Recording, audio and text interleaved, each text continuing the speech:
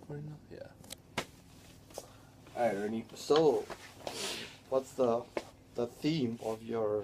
The theme of my questionnaire is how Filipinos went through education in their life. So, growing up, where were you born? Where were you born? I was born on the Big Island in Big Island. Polillo. Yeah, it's a plantation Yeah. on the Hamakua coast, and my parents were basically from the Philippines. Oh, okay. And my dad, prior to that, was one of those displaced workers from Kona. And prior to that, I don't know, I'm doing a document on them now. Yeah. But prior to that, when they came from the Philippines, they were in Kohala, from Philippines. And I Yeah. don't know if you know where Kohala Don't is. know where that is. Okay, but that's kind of famous for where Kamehameha was born. Oh, okay. And he started, that movement as he became the number one person. Yeah. But the history of my parents in the that was located in Kohala, the Filipinos were being exploited, and so they were, angry about being the whole thing. Yeah. And so they started striking, Striking. and the plantation owners didn't like this. Yeah. So they started bringing strike breakers, and they started killing the Filipinos too. They shot. Yeah, they would put them in, these bags. Yeah. I don't know if you're familiar with Kohala, but they have a lot of rainfalls. Yeah. Water goes into the ocean. Yeah.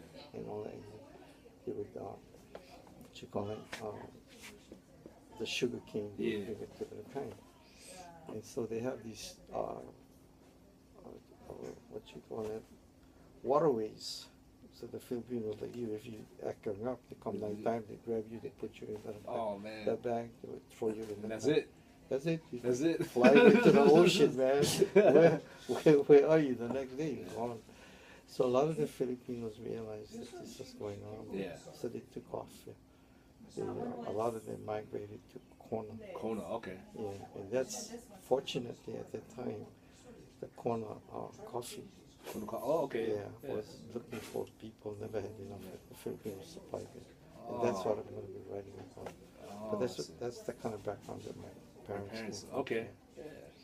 So just to show you the kind of economic activity at the time for my parents, when my dad moved to Poilo, and his first paycheck was $60. Wow! My dad said, "This is a miracle. This is great. I've never seen $60 in my life." He said, "I'm gonna stay here forever." Yeah. This is, This is big money for that. He said, "Please, we don't cash this. We keep it for the grandchildren. They Yeah. can see that I earned $60." Yeah. And at the house that we stayed with my grandparents. There were plantation workers too. There was about 40 of us in the home, and a 3-bedroom. Yeah. So you sleep on the floor. Yeah. one bath. Yeah. Everybody got to share. Traditional We learn how to share. And it's interesting. I don't know what religion you're. Christian. Okay. Christian. If I'm Catholic, so they have on the readings today. Yesterday they showed that, God, well, at least when Jesus died and the people that followed him, Yeah. they made a community, and the community was such that everybody shared what they have. So if you had, goods, he would sell you things, bring it to the apostles, and the apostles would divide it among the community, so that everybody had, what they would need to survive. Yeah. It was a sharing of the whole thing, Yeah. the community. And so I go to the prison and I talk to the Halava prisoners about that particular reading for the day. And I related it to the Filipinos, because the Filipinos at that time, they had what they call kumbang. They would combine, their resources. And at that time in history, there was an unusual, disproportionate amount of single male Filipinos to women. Yeah. So there was a time when there was 500 males and Yeah. one woman. Yeah, yeah, yeah. But the economy also was also there. So the Filipinos developed the thing that was in the Bible, and they call it kompang. You know, like Yeah. maybe 10 of us, we get together, we put our money together, we buy one car, and Yeah. all of us own the car. You know, Oh, that okay. kind of kompang, yeah. It's so interesting. And it was a sharing kind of culture. The Japanese also had a similar kind of stuff. Oh, I okay. think they call it tanemoshi, or my mom at one time was at komeai, I think they call it. It's almost the same principle, Oh. and it became almost the foundation for the present credit union in Hawaii. Oh. So the Filipinos had all these kinds of stuff going Yeah. at that time. Oh. So anyway, Yeah. No, that's okay. The So background. my- yeah. Yeah. so my primary language was Filipino. That's all I could speak. Oh, when you were growing up in Big Island, Yeah. you're because you're surrounded by a lot of Filipinos. All the plantation Plantation workers, workers, all yeah, yeah. Filipinos, yeah. Yeah, yeah. And we were the only Visayan, or one of the few Visayans. The rest were all Ilocano. Ilocano, Oh, yeah. you're Ilocano? Ilocano, yeah. Yeah, Tagalog, yeah. So all my ninongs and all my Ilocano, they were Ilocano. So when I started school, my Wait, parents, did you speak only Visayan or Ilocano yeah, or they- Tagalog? no, they said my parents said when I started school, I could speak Ilocano. Ilocano, okay. Yeah, because all my, in baptism time, Yeah, yeah, 25 of them all Ilocanos. yeah. Yeah. And when you grow up as Yeah. in a village kind of stuff, you gotta. Everybody has a stake in child rearing you, so they would scold me, Oh, yeah, okay. and then, or else when they go to work underneath the house, it was during the war, yeah. Yeah. They would open the underneath, and we'd climb up, and they would leave food for me and my uncle. Oh. We'd climb. But we had to understand the language. We could Yeah, speak. yeah, yeah. That's why I could speak Ilocano, Right away. Yeah. but I could speak more fluent Visayan. Oh, You know. okay, yeah. Yeah. Oh. So when I went to school, Yeah. kindergarten, I couldn't speak English. I just spoke Ilocano and Visayan. Yeah. Yeah, that was Yeah. hard. So the school thought I was retarded, so they placed me in these retarded classes. Special classes, yeah. Yeah, special. I loved it. I thought that was it, man. I said, this is kind of easy. But my sister them knew what was happening. But Yeah. they left me alone. Yeah, yeah, You know. So I was like that. I was in special ed all the time. And then my parents decided to move to Honolulu Oh. right after the war. Well, how old were you at that? When I you came- moved? When I moved came to Honolulu, I Yeah. was, I think, first grade, second grade. Oh, okay. Yeah. And when we came, because my grandparents moved to Honolulu, they said you can make more money over here. It's right after the war, yeah. Yeah, Yeah. yeah. Better than plantations. So that's why we came, we moved. And again, my education was still the same. I was Yeah. in special ed. And it was good fun. And I remember also, the guys telling me in class that, if you went to the smart class, you gotta study more. Yeah. Yeah. So I would deliberately, when they test me, I would make plenty of mistakes. Yeah, yeah, So would they place me? yeah. You don't want to work hard, no. Half the time we wanted playing, Yeah. playing and eating, Yeah. free lunch because my parents were poor, Yeah. and all that kind of stuff. Yeah. So we lived all in these areas, and then my father was looking for jobs all the time. Yeah. So we moved into these poverty areas. Where they have the IHS now in Ivali. Yeah. Where Ala Park is. Yeah, yeah. Yeah, that whole area was all slums, the slum Oh, okay. area, and that's where we. And there's a famous book. It's called Mamie Stover.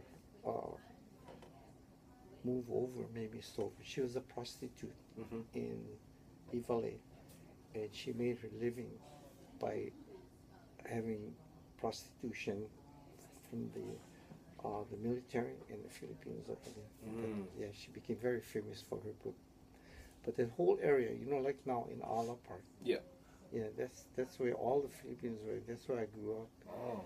And in fact, that was I recall my first job that I had shining shoes Oh, okay. in that whole area. Oh, wow. Yeah, Wow. make money though. Yeah, make money. Yeah. 25 cents, but Yeah, that was it big. is. That was big for me. Yeah, yeah, man. yeah. Of course. So I grew up in that area. Um, I don't know if that ties in with your. No, no, this is hardship. Like you have to Okay. go. Yeah, some Yeah, hardships yeah. you have to go through at that time of period. Yeah. Yeah, and I still continue to be in special ed because it was fun. Yeah, Yeah, yeah. You study, you go there, play fun, you know.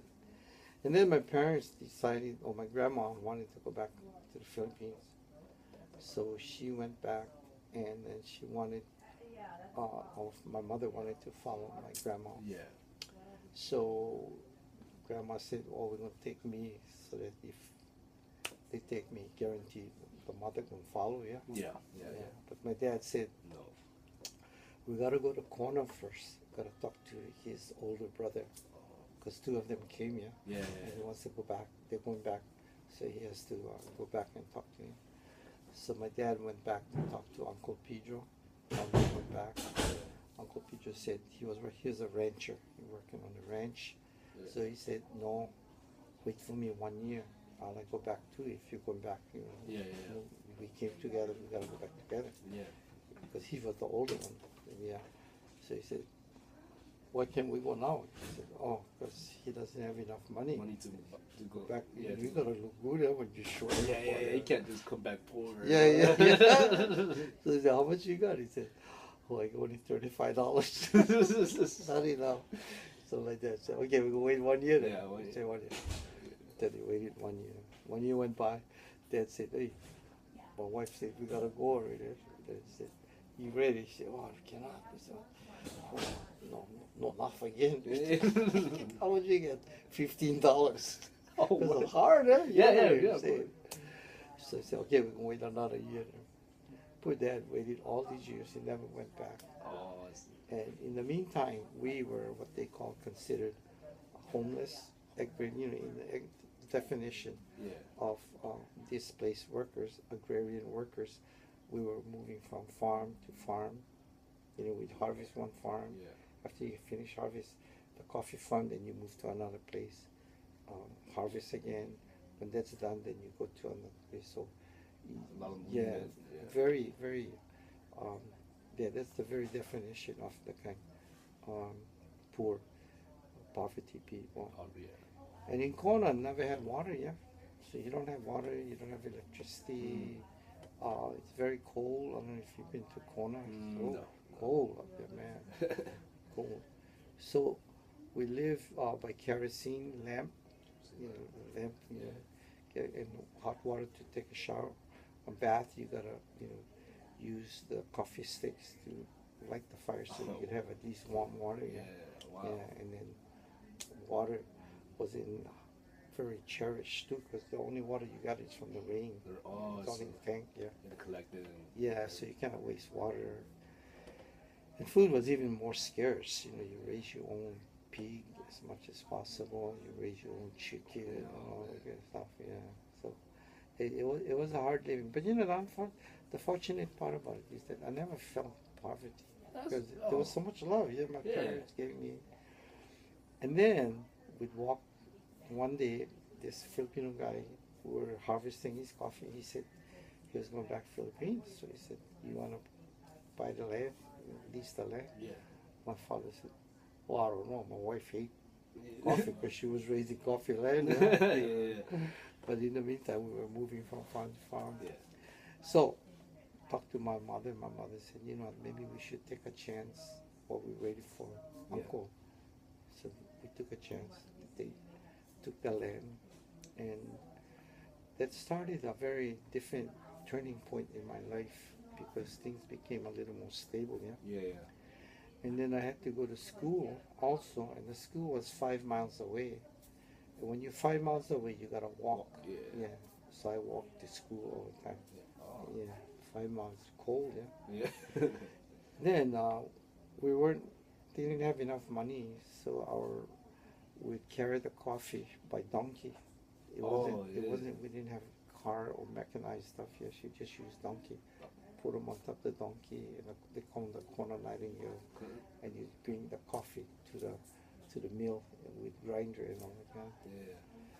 And then I started going to school, walking to school, and one day my mom said, "Oh, I feel sad for you walking to school." Because my younger brother is small, they'd make him ride the kind of bus or taxi at the time. Oh, So I was the only one walking. And my sister also was with them. So my dad and my mother said, "Okay, we're going to make you, help you go to school. Yeah. We give you one donkey." Yeah. Yeah. Ma, I don't like donkey. Come on. I'm the only one going to ride school with donkey. No argue. You go to school. They're you ride with walking, I donkey. guess, Yeah. right? Because when you go to school, you're not going to be tired. Yeah. And I don't like argue with my father and my mother too. Yeah. So I said, "Okay, I'll go." And then there was about 30 of us walked to school all the time. Yeah. So I started going with my donkey, but I'd get to school earlier because, these guys cannot keep up with my donkey. Yeah. So I get to school, then I can play more. Yeah. So pretty soon my friends said, "Hey, Iniki," they just call me Iniki, that's my Hawaiian name. "Hey, I'd like to ride with your donkey." I said, "Nah, what do you mean ride my donkey?" He said, "It's my donkey." He said, "No. I said, "No, my mother said cannot." Then he said, "Oh, I pay you?" "What do you mean you pay me?" He said, "Yeah, I give you." I said, "What do you want?" He said, "I give my lunch money." I said, "You sure?" I said, "Yeah." "Let me see how much you get." They give me. I said, "Okay, I take that one." So pretty soon I'd be making a lot of money. They would jump on my donkey. We'd go. They take. Yeah. Yeah, right to school. Unfortunately, I left it in my pocket. I didn't realize, I had that much money. Yeah. And one day my mother was washing Oh. my pants, and she looked, "Iniki, come here. How come you get this plenty money?" So I said, "Oh, no, my friend gave one to me." "How come?" He said, "Oh, they like me." I said, "No lie. You go to church, you don't lie." I said, "Oh, okay, Mom. They like pay me money for that kind. For ride the donkey with the hand. Where they get the money? Their lunch money." I said, "Oh," he said, "That's no good. No good. You taking money from them." He said, "So what am I going to do with all the money?" My mother said, I'm going to keep them, but no me take it." So that was the incident with the donkey. But in the meantime, this teacher from Honolulu, I was in her class. I unfortunately got into her class, and she was going into my church at that time. And then she'd come to the church. It was a Chinese teacher, and so she would tell my mom. One day she told her, "Mrs. Libario, in church, that your son, he's staying in this special ed class." So my mother said, "What that special?" She said, "The kind of low class class." He said, "How come?" He said, "Yeah, that's for the kind of dumb guys, Yeah. And then my mom said, "How come? My son not that dumb?" He said, "Yeah." He said, "How come he stay that kind of class? I don't understand." And he said, "Yeah, they place him with there. Why?" He said, "Yeah, but he bring home his report card, all A." The teacher said, "Different kind A. What kind A is that?" My mother don't understand. I understand. It's special. Yeah, special. So what I'm going to do, you got to tell him to the next level. So he said, "Wait, let me talk to him." Right in church, my mother said. Right in church. Miss Wong told me you stay in this kind of class. How come? I said, "Oh, they put me in there." He said, and he said, "I like India there, Mom." You gotta study more. The more you're gonna end up like everybody else. I said, "Oh, I don't like going to why the guy's too smart for me." I gotta study. But anyway, so that was why I had to transfer. And then this other teacher, this Hawaiian teacher, was 6th grade. I don't know these. Sometimes God moves in different ways. Huh? Yeah. So he talked to me. She talked to me. She was in her class. She said, "Ernest, your people, all the Filipinos, they're all down low. Somebody has to kind of help them out." Yeah. I said, "These guys, your parents and their friends, they don't can write the They cannot go to school. They gotta work. Yeah. So you're the young one. You gotta kind of go study so you can help them out." Yeah. I said, I'm not going to study. And then, I said, gotta come into my class. I thought, nah, you class all Japanese. I don't like staying up in class. You know what I mean? Japanese, the high one. I'm like, and then he said, no. I said, somebody gotta do it. I said, if you don't do it, then gonna be the other guys gonna put up. They're more stupid than you. They're gonna flunk in my class, but you're gonna pass. So I thought, so then I said, so she said, think of them, think of yourself, think of your Filipino people. I said, okay. So then that's what that kind of influenced me. I went in that class and all that kind of thing. But I still never studied. Man, I was getting into all kinds of trouble. Yeah. But eventually, to make a long story short, I started getting into all kinds of trouble because when your mind doesn't have vision, if your mind doesn't have an assurance that there's a better life to go, then you don't really plan for it. So I didn't. And fortunately, I was getting trained by the Filipinos to do gambling. I was doing all kinds of gambling stuff. They was teaching me how to shoot crab and how to deal monte and all that kind of stuff. And apparently I was good in my hands. They was giving me money and my needle. Okay, you go do this, they give you money, barato. Oh yeah. Make money. And I started making one gambling ring at the school. Oh, I see. Yeah, the big gambling, because I knew how to do it. Yeah. And these guys were coming with National Guard trucks. Would come to my place with whole gambling. At lunchtime, nobody was around. They come on there. And then one day, I got sick. I couldn't run them. So I told my friend, "Hey, don't run the game. I stay sick." But nah, they didn't run them. They tried to run them. Yeah, and then they got busted. Oh man! So the following week, I went to school. I heard about it.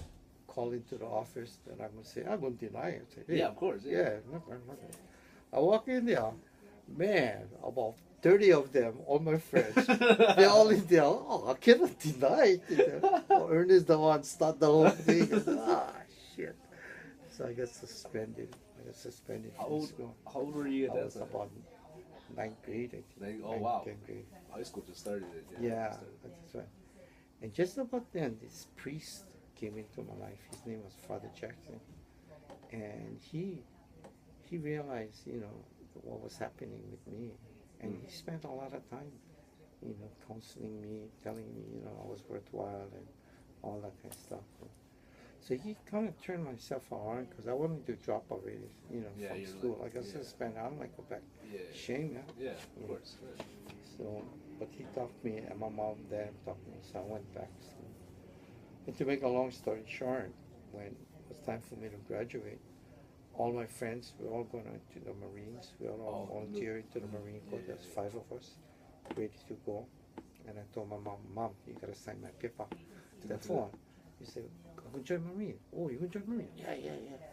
And then, why I got to sign the paper? I said, below age, you got to sign waiver. So my mom said, wait, let me talk to Father Jackson. So she talked to Father Jackson. Father Jackson told me, no, you're not going. I said, to my mother, to why? He would send him to college. So my mother told me, no. Father Jackson said, you're not going to join the Marines. Why? He's going to send you to college.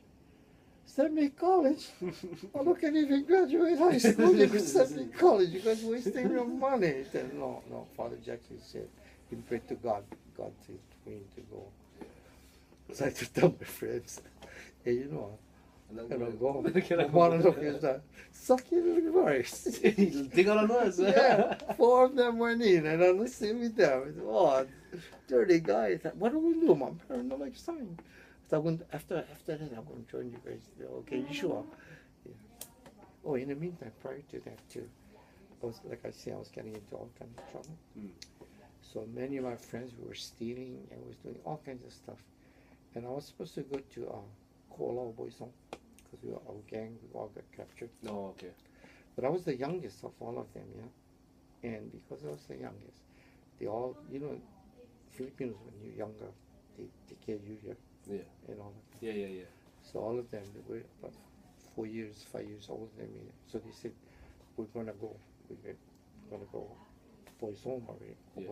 So he said, but he said, but you and Nikki, you're not going. I said, what do you mean I'm not going? He said, no. He said, because you don't belong in that kind of place. Yeah. I said, shut up, I don't belong. I was doing the bad things like you guys. Yeah.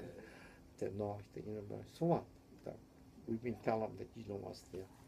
I said, what? I said, yeah. He said, so you guys going to okay, take the blame for me. I mean, yeah, because somehow they told me, you know, they told me that I know match.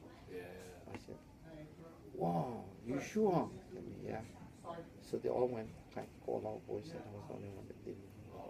You know, until now, I remember. I remember that always. That's why I do the halava prison. Yeah.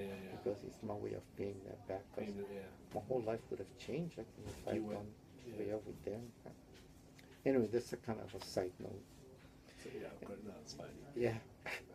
And so, when Father Jackson told me, there it is, Mom, tell me, you're not going to Marines, you know what? You're going to school. I said, what school? He told me, oh, this college. Well, he said, in Washington. Washington? Washington. He told me, yeah, Washington. What that state? He said, yeah. He said, what kind of school is that? He said, no worry. It's a Catholic school. You go to Catholic school. I said, and if I don't go, Ma? He said, you can work coffee lab. Oh, I go school. That's better. Okay, yeah. So I went to, and fortunately, these three guys who were Marino graduates, Oh, okay. yeah, they were all at St. Martin's. So when we went, I just hooked up with them, and they took me up. Otherwise, I would get lost. I don't know what I'm doing out there. Yeah. When I went out there, hey, man, it was a monastery. All males, no female. Oh. And you know these kind of Robin Hood kind of guys, they would run around. You know the monks. Yeah. Oh, yeah. And these were the monks from Germany. Oh, wow. Benedictine monks. Oh, wow. I know, that's what I said. I went over there and what is this? This is the school. Man, what do I hear? There's no more Wahinis. Had two Wahinis, they were nuns. No one answered the phone and all of that. I said, wow, I don't think I can handle it. So they told me, well, you either got to adjust because you no more money for catch your plane. They got to adjust. And all that. You're stuck. Yeah. But you know something funny, that if you come in an environment after a long period of time, it doesn't affect you. You know, I think for me it does. And that's what I use for my class. You got to be careful who is in your environment because it influences your thinking. You hang around losers, you can be one loser. Surround yourself, Yeah, hang around winners, you can be a winner. That's my class like that. And I teach them that kind of stuff. Anyway, after a while, my roommate was, he was a scholar. He was, you know, scholarship, standard oil and all that kind of. Oh, yeah. I was with him. I don't even know how to study. Yeah. I wouldn't my ukulele. I play all night long. These other guys, they tell me. And finally, you know, half midterm. We get midterm. The way they do him up there, everybody line up, and then the priest is over there. You tell them your name, and then they read the grade, what grade you get. Oh, and everybody here, you know what I mean? So there's peer pressure. She get F, man. Everybody go no, you know. Yeah. Not the kind of confidential kind. Yeah, where you can just yeah. I do not care. Yeah. So the first time I went up there, they threw me a grade. Man, I had all Fs. And I had one C though. I was proud of the C. Yeah. And that was PE. Yeah. So I went over there, and then my friend there was Sully boy, my good friend from Maryland. So what do you have? Yeah, passing, man. What do you have? So I told him my grades, mostly all D's and F's. You stupid. You're not passing. I said, what? You flunking. I said, hey, in corner, this is passing by school. I said, this is not corner, bro. This is in college. They don't kick you out. I said, huh? Yeah, you know, studying will kick you out. I said, how will I get champion? I don't have money. They say to me, you better study, man. Yeah. So they, you go help me. I said, yeah. So I said, hear my ukulele. I think, oh, my ukulele, because I can play it on my phone. Yeah, I love playing. Okay, and that's when I started studying and reading. I said, you gotta read. Yeah. Read. My roommate too. Yeah, Libar, you gotta start reading your book. You know, not just the first paragraph. That's it. That's it. So I started reading, and the funny thing about it, I started going to church. We had chapel. I started going to pray to God that God help me. I pitied my mother, and they told me, you better think of your mother too, and your two younger brothers. And you don't come from a rich family. So I said, yeah, I think so. So I did. I started praying, and I started studying, and I'd sneak in the chapel. You sleep in the chapel? Yeah, we had chapel nights. But you ought to hear the priest, man. Those monks when they sing. Yeah. Oh, just like movies. They sing to each other. Yeah. And you're in the 500 acres of forest. You hear the singing. It sounds like heaven, man. Yeah. Yeah, I tell you what, Peaceful. man. Yeah. Of course, at that time too, we was right next to the Olympia Brewery, so we'd buy our beer, 1 gallon every Yeah, I was kind of wild too that time. Gotta find some way to keep sane, right? Yeah. But then I started changing it because of that. And then they caught me in the chapel one day, my friend. Hey, Libawa, you still praying? Yeah? Nah, not praying. I tell him, what you do? I sleeping. I said, no lie. You're in church. Yeah. I gotta pray, man. Yeah. So my roommate told me, I can pray with you. I said, up to you, man. So we started saying the rosary together, and he and I. But it changed my whole life because I started enjoying, reading. I enjoyed studying. Yeah. And I made honors list following semester. Oh, nice. Yeah, I was surprised. You're like it threw me off. So I started, and then my parents told us to come home because to help in the coffin. Yeah. I went to San Francisco at first, look for a job, but I couldn't find a job. So my parents, instead of, plus my friend and I were just kind of wild yet. They were spending all our money. Yeah. But my parents said, you come home. They must send me money. So, okay. She sent me ticket and said, come home. So when we came home, my sister was also going to school in Oregon. She wanted to be a nun. Oh, like food. What's that? Wow. Smells like pondy sauce or something. Really? Thanks, Oh. Anyway, so I went, and I went home. And when I went home, my parents told us, we have a bad crop this year. Yeah, so that means that cannot send you back to school. So I told my mom, Mom, Dad, you gotta send me to school. What do you mean? I said, I've been changing. What do you mean you change? I said, I love studying. Huh? They used to hate studying. Yeah, but something happened to me up there. And so she said, what? How can this boy so Is stupid? it food? Huh? Is it food? No. Oh. What is that? I don't know. I don't think I so. smell food. You want to see it? But never mind, they came in the mail, yeah. What That's came in the weird. mail? I mean, like it's from another state, so I think it it's can't a, be pondy sauce. I think it's the kind. Wait, let me see if I know it. Oh yeah. I won this award. Oh. And this should tie in later on with you. This is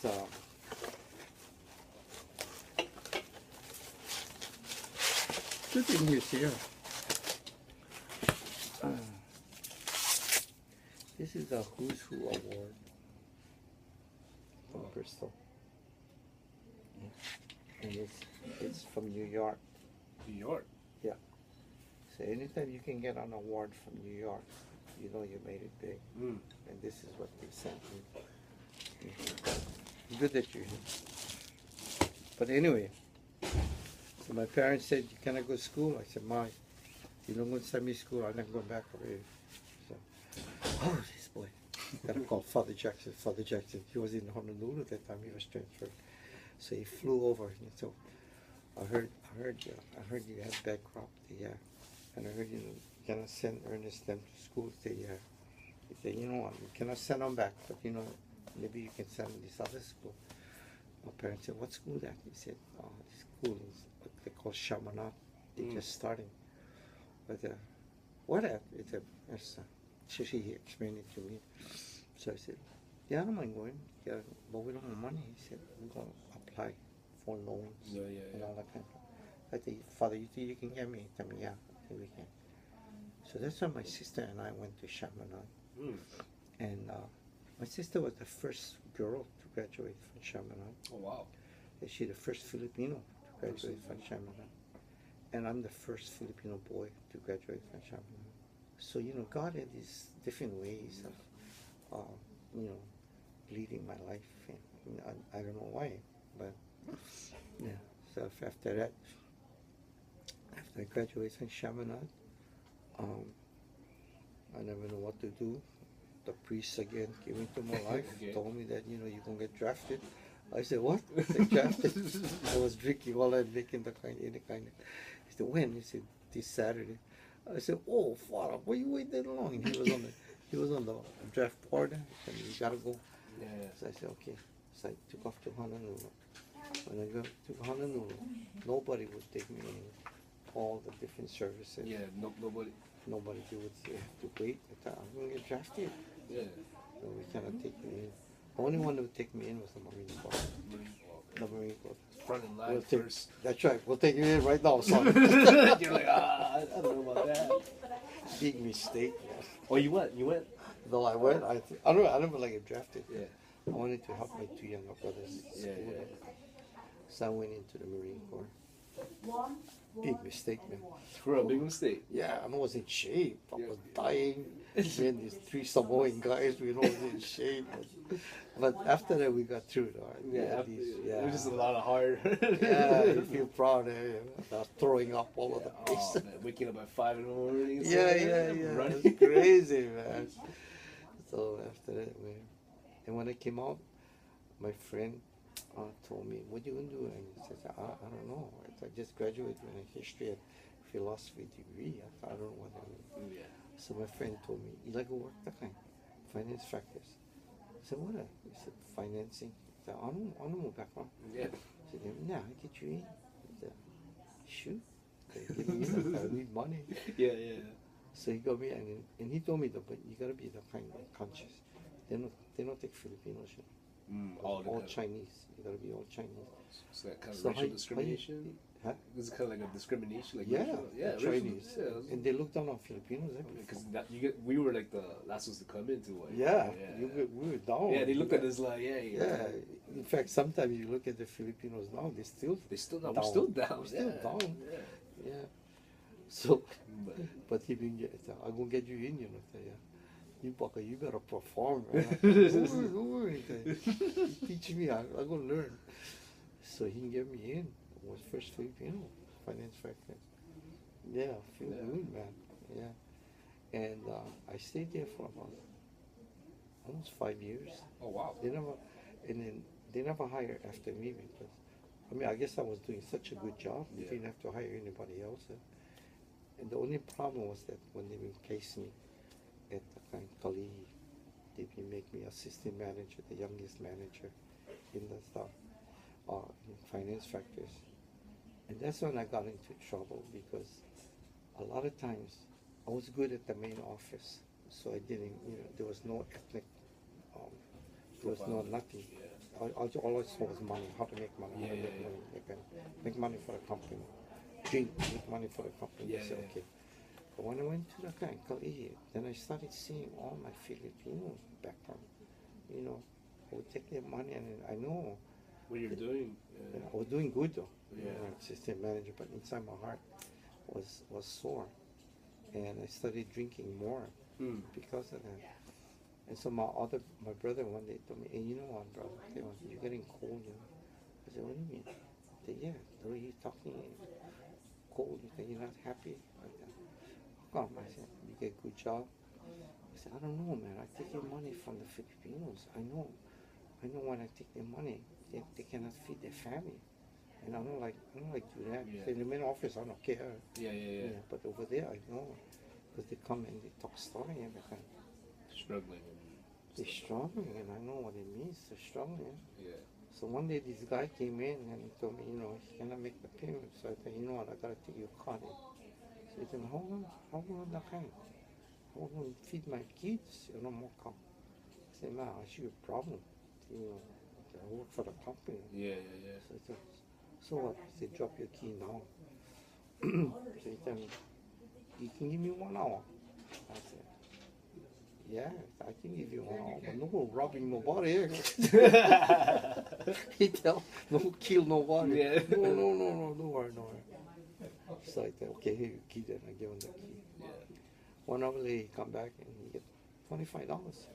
I said, wow, all right. They pay your bill. Yeah.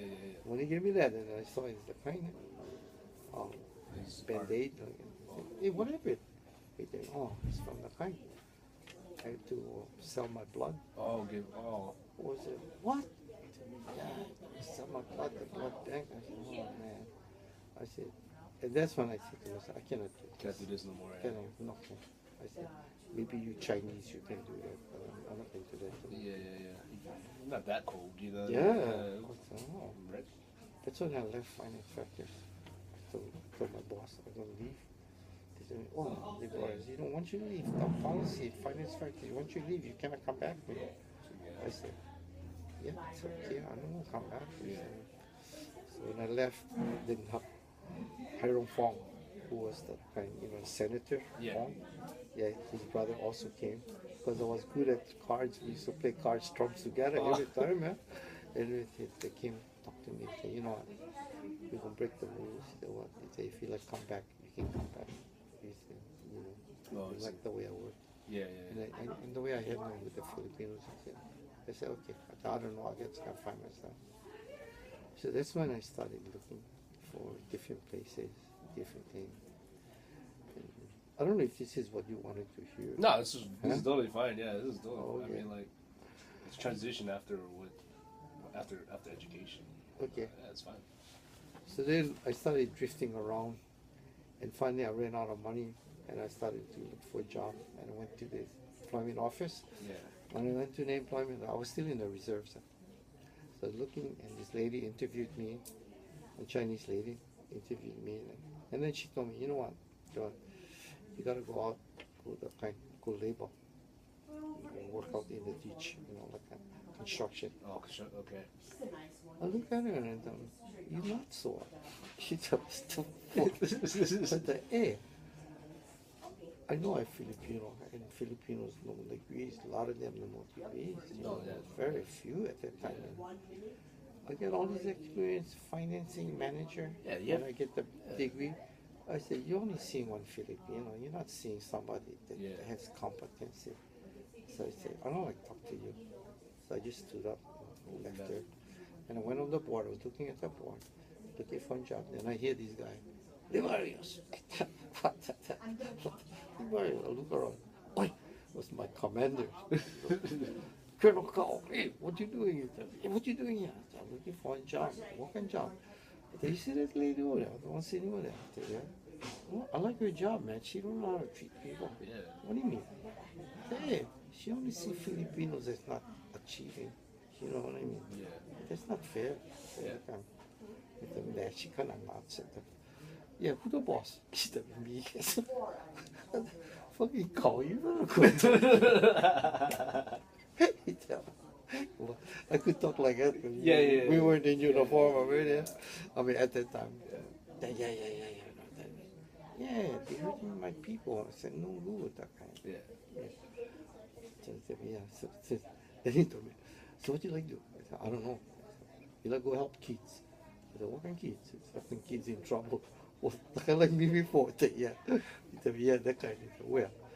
They're opening up this place. It's called Hawaii Job Corps. They're just opening up this camp for these kind of kids, troubled kids. So you like, what am I going to do? They get counseling job if you like. I said, I'll go try them then. Yeah. So I went up there, interviewed. They told me, yeah, we hire you. So they hired me. That's when I started working for Oh. a job corps, and I stayed there. Loved it. But I couldn't sleep already. Because all the kids would come into my bunk. I was there 24 hours. Nighttime, they alone there. Yeah. They like talk, yeah. I talk to them. Yeah. But I gotta get up next morning. Do the same thing. Yeah. I know. After a while, I say, hey, I gotta get something. And fortunately, this other project started, and it was a project. It was outreach worker. He do outreach, and he was out in YNI. It was federal project, so I got hired, and I started working out in YNI. I worked with all the disadvantaged youths and all that. Yeah. And I started an unwed mothers project on girls that were pregnant but not married, and so with them started there. And then Farrington heard about what I was doing, so they called me. And Farrington, well, HCC first hired me. They wanted me to work there, and I got hired. But then they wanted to hire this other Japanese guy was coming back. Yeah. So they bumped me, Oh. and then, but meanwhile, legally I was hired. Yeah. And I don't. Hey, you guys, I left my other job, and you guys tell me this because you're gonna hire the Japanese guy. So they say, you guys go get one suit, man. So they say, you're on, in Hawaii, all these kind of connections, Yeah. people, politics. So they call up Farrington. Farrington say, okay, we're gonna pull you in. So they put me in Farrington. That's how I got into a counseling position at Farrington. And I was Farrington for a while, and then community college started over here. Did you move here? They called me. They told me they wanted a local guy. Local. Oh, I see. Yeah, so that's why they hired me. So I became the first Filipino on the community college. Oh wow. Yeah. Crazy. Yes, I've been here since 40 years. Yeah. Wow. Yeah. It's a long time. Yeah. So these are all my students all these years, all this time. Still, even to this day, Filipinos, not too many of them gets degrees still. Yes. It's like a low percentage, like low percentage of Filipinos. Especially the ones transferring to Manoa. Yeah. They have blocks. Like for instance, my class, we went just to demonstrate what I mean. We go to Olelo, and have them go to Olelo and give positive message to the community. I remember that. You remember that? Yeah, I remember that. Yeah, We drove to, We went to Waipahu. Waipahu, yeah. But this time, Waipahu couldn't accommodate us. Oh. So I had to go to Kaimuki. Oh, that's far. Yeah. These kids, they never go beyond the kind province, they say. Oh, for real? A lot of them, at the where University of Hawaii? No. Where St. Louis? No. Where Kaimuki? No. Oh. See, that's how isolated the Filipinos are, in terms of movement. Yeah. So all of them, I told them, you guys gotta go Kaimuki. Uncle, where Kaimuki? But they went last week. They loved it. Yeah. At least they isolated there. Yeah. So good. I don't know. It's like it seems like we're stuck. You know what I mean? Or not. Majority is stuck. You're gonna break that chain. Yeah, we gotta unlock the thing, go beyond that. Yeah. Because once the Filipinos do that, oh boy, I tell you, you cannot stop them. Yeah. I was at this conference the other day, last week. Oh man, you should have. I felt proud, man. Because all these people that came from the mainland and all over the nation, they were, and some from the Philippines, they were all PhDs. Ooh, I felt intimidated. Yeah. And they could, the Howleys from the mainland, Filipinos, they can talk. Ooh, man. They talk just as good as anybody else. Yeah. Some of them were PhDs from Harvard. Yes. Yeah. That's your generation. Yeah. So it's coming up. Yeah. I think my generation now, like we're going beyond. Like Yes. the movement is getting stronger. Yeah. But at this moment right now, it's still kind of low. Like Yeah, because the confidence not building up yet. potential. And now they're getting more and more. I said, wow, I feel so good. For most of the time, Filipinos are lost. Like they don't know their history, culture, and that's what makes them like lose sight of who they are sometimes. I think that's what mostly the problem is. Yeah, yeah. Because like I was born and raised here, but I never really like was proud at that time to be a Filipino because everyone looked down on them. and stuff Yeah. like that, It wasn't in it. You know, I know. People were just like, man, you're Filipino. Like, Yeah, yeah, yeah. stuff, yeah, stereotypes and whatnot. Just to reinforce what you just said,